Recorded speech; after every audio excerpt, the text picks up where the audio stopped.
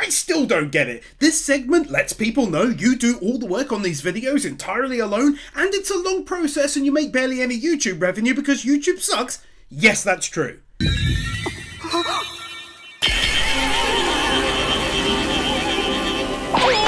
Oh yes, Harem Girl number 5 has entered the chat. And even more oh yes, she's another good one.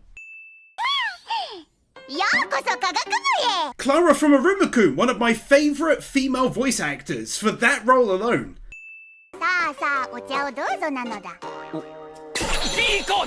If you thought me liking the cookie to the eye being called a cook eye was where my humour ended on this matter, you best believe that's not the case, and this one gets a win too.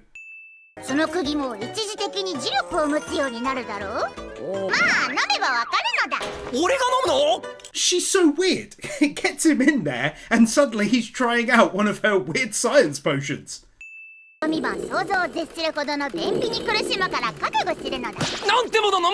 I still do like these sudden reaction bits, especially when it's entirely warranted like this one.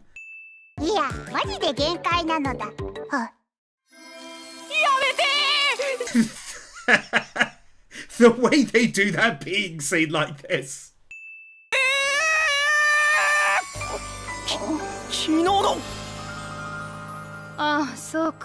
Ah, okay. Now that makes more sense. Actually, it makes no sense, but okay, within the weirdness of the anime, I shall accept it. It's a good twist. Just, I have a bad feeling she'll be a lolly more often, annoyingly.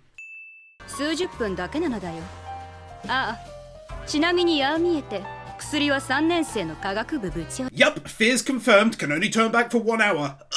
Ugh. Okay, take a win for her actual self being insanely cute. Best looking one overall so far. Shame about the lolly factor. Ugh!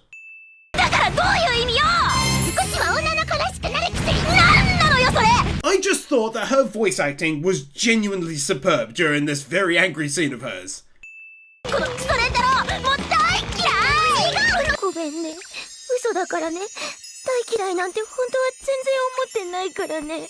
Such a totes adorbs scene. It's one of my favourite things when she is like this, I must admit.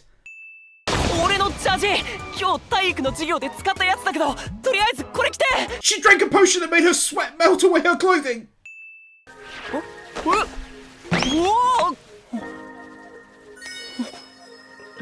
Wasn't sure about the weird potions creating stuff things until she used her hair to do this. Then I was sold.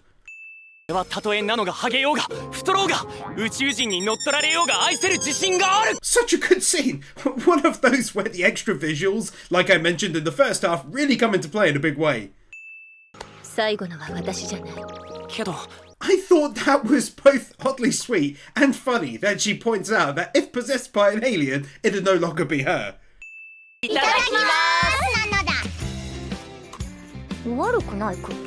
It may only be tea and cookies, but I do like seeing everyone gather together like this and eating and drinking with one another. It's quite wholesome.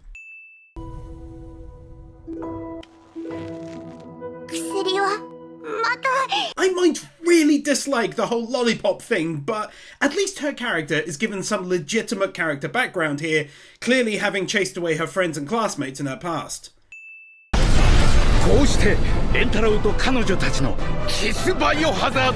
Genuinely nice art style change there.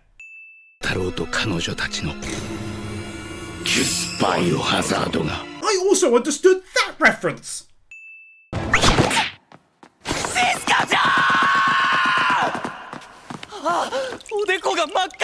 I thought that was a straight up hilarious breakaway from the whole kissing zombies running after him bit they were doing, and as always his voice actor really puts on a great performance.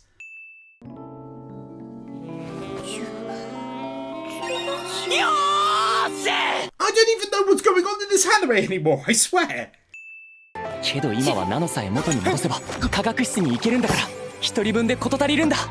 Is that a Pokemon reference? Forgive me if it's not, but it looks like what I used to play on my Game Boy back in the olden days. In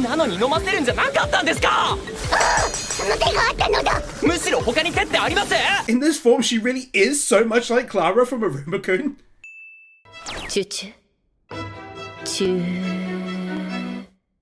I did like that, especially how they substituted the G sound for a kiss one. Was that a reference to The Shining, I guess?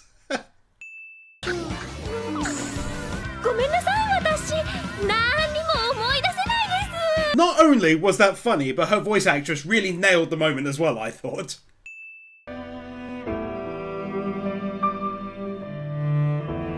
A sudden emergency kawaii has appeared all of a sudden. Just hope this one doesn't suddenly turn into a lolly.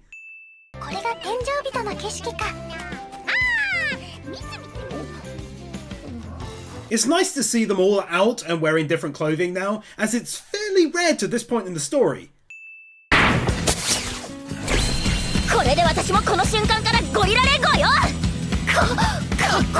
She really was unexpectedly cool here all of a sudden. Didn't know she had it in her.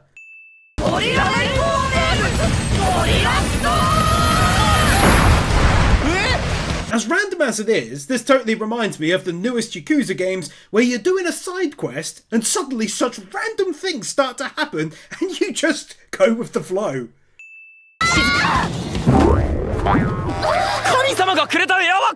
Normally these kinds of jokes are not my jam because they're often overused, but this is a prime example where it's done right.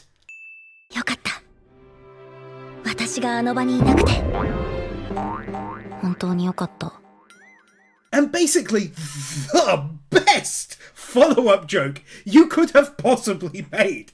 She's so happy she was fighting her and not over there involved in that and doing nothing to help.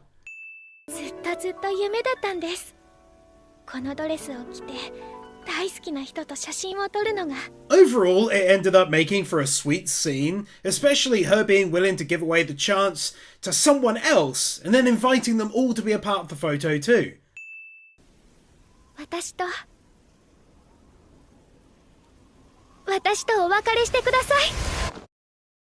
Whoa! If that isn't a plot twist win, then I have no idea what would be one. Totally caught me off guard, boy. Well done.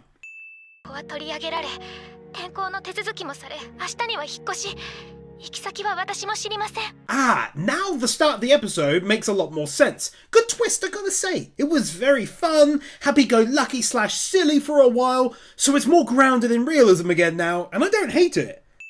At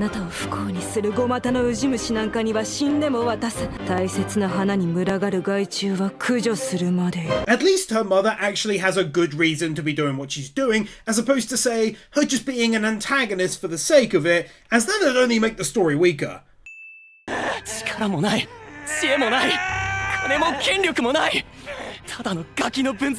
After quite a few episodes of jokes, kiss zombies, and all manner of other slightly unrealistic shenanigans, I am quite pleased to see more of a return on the back end to reality such as this. 0.01% でも成功率を上げるため協力者が多いに越したことは。いざ行かん。愛の逃避行為。A nice song here really helps to sell the scene, I think. It's one of those feel-good emotional type tunes that fits beautifully with the notion that they're going for here.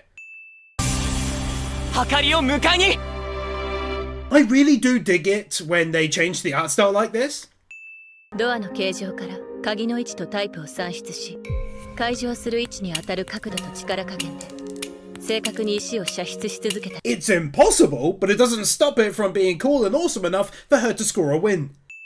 いや、花園はかりを助けたいから。Context: she hurt her nail flicking the stones. She then says, I did it because I owe her a favour, and we saw the incident at the pool where she said, neither of us are hanging out with you. But point being, it's some nice character growth to see her instead correct herself and say this, I want to help her.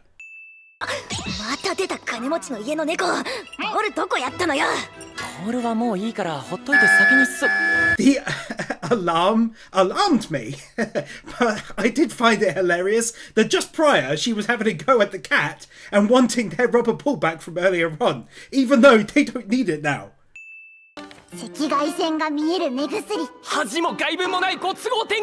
Another very clever play on words.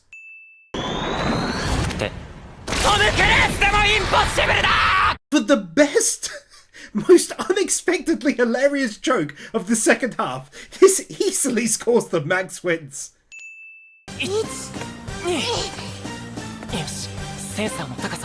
Giving it a nice touch of fake Mission Impossible music.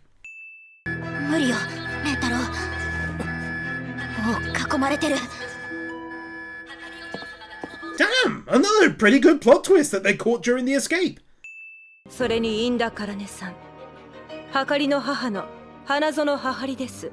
Seiko Makoda from the two newest Yakuza games.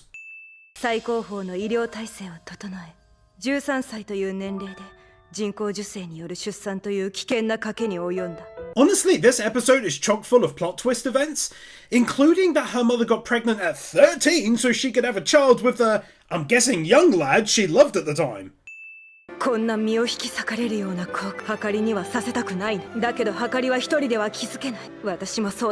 I know I winged it once before, but take another for it again. Another solid reason why they're going this far. Otherwise, she just comes across like a typical villain.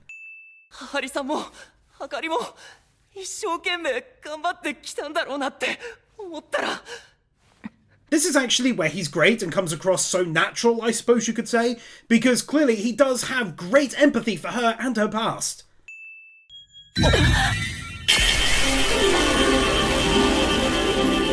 You have got to be kidding me! Seriously?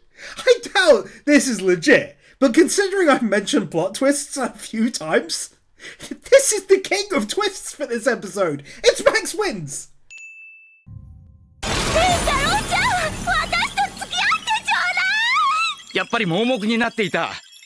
Wow, okay, very much seems like it is legit. Great build up to the moment too, with narrator-san saying, faced with the feeling of love that she had grown to hate, she... and then she just confesses. Also, they take one more because, my god, a daughter and her mother, I can't even get out of here, take a win and shuddy. Shortest ever recap.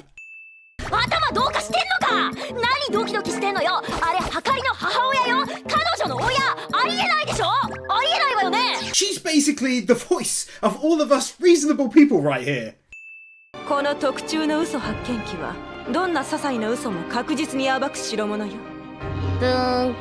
So stupid.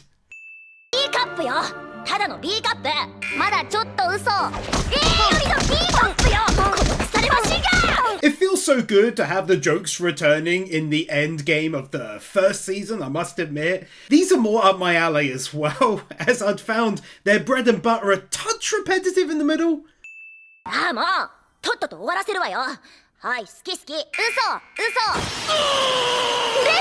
Yes! See what I'm saying? These are unexpected killer jokes. They're amazing, just the ones from the first two episodes. Oh my goodness, it caught me so off guard. Max wins.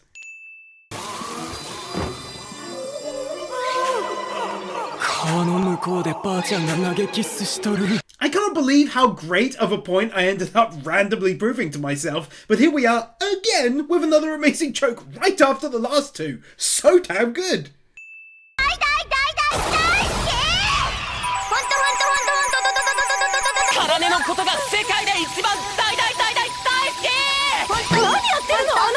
Easily one more for that. It was cute, it made the point that the chair works, and it was funny to boot, especially with the chair repeating so many times.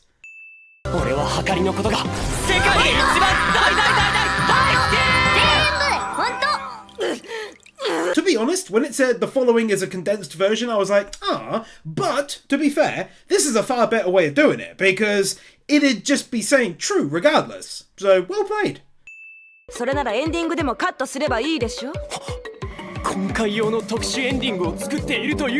They're causing damage to the fourth wall again!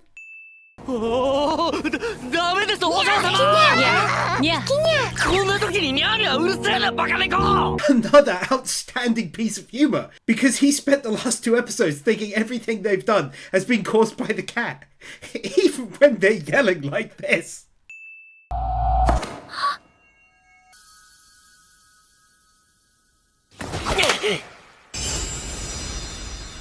That was actually surprisingly well done.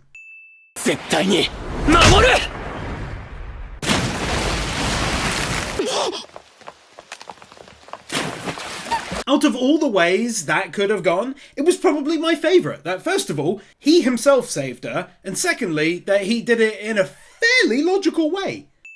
はかりのこと、どうかよろしくお願いします。 Both a beautiful scene because of how great it looks, but also because it's very poignant too. はかりのこともあなたのことも。俺はははりさんにも幸せになってほしいんです。 I can't believe the mangaka was brave enough to take this story in this direction. It's insane, to be honest. Can you even imagine the logistics of this? よろしくお願いします。 Then the logical side of things come streaming in and cause a stop to the emotion for a moment. About the only scene I can show from the previous 60 seconds where they're all in the bath together. Out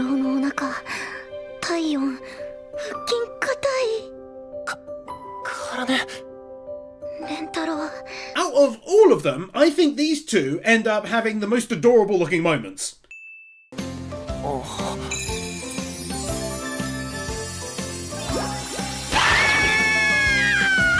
I shall grant it the royal decree of a win.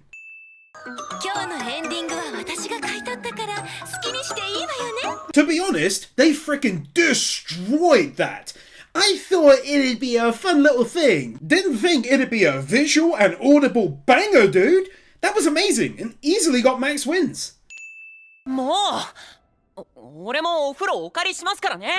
覗きに決まってるじゃないですか。このドピンク親子が。 It can be nice sometimes to do a different take on the whole man or men peeping on woman or women in the bath/hot springs thing, often found in JRPGs and anime, I must say.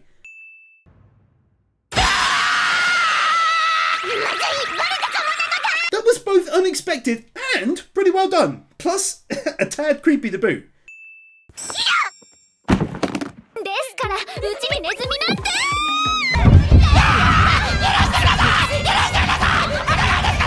Wouldn't be anywhere near as funny without his amazing voice work right there. He hit the tones of being the epitome of freaked out right there.